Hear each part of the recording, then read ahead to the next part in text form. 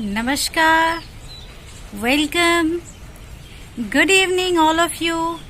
आप सभी का स्वागत है हमारे इस ब्लॉग में।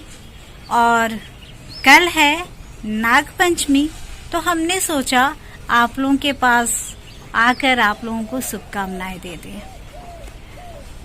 नाग पंचमी के दिन आप लोग क्या करते हैं प्लीज कमेंट करिएगा।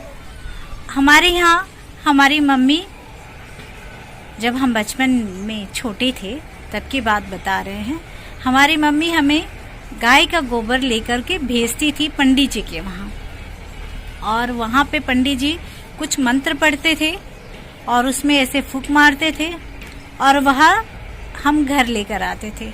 घर पे लाने के बाद मम्मी उस गोबर से मेन गेट पे नाग बनाती थी और पूरे घर को घेरा जाता था उसी गोबर से।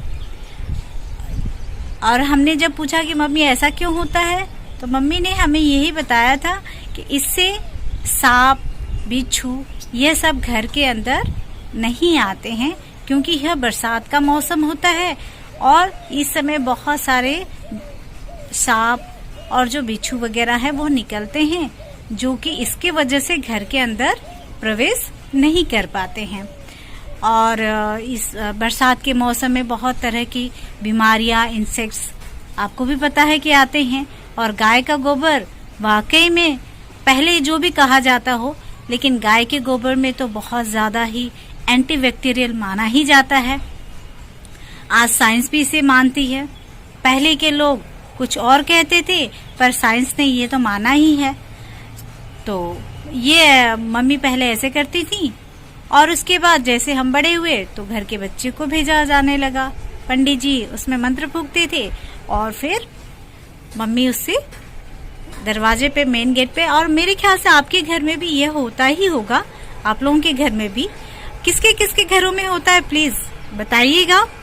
और हमारे घर इस दिन हाथों में मेहंदी लगाई जाती है, क्योंकि इस दिन बहुत जरूरी होता है मेहंदी लगाना। तो मेहंदी लगाई जाती है और घर में अच्छे अच्छे पकवान बनते हैं।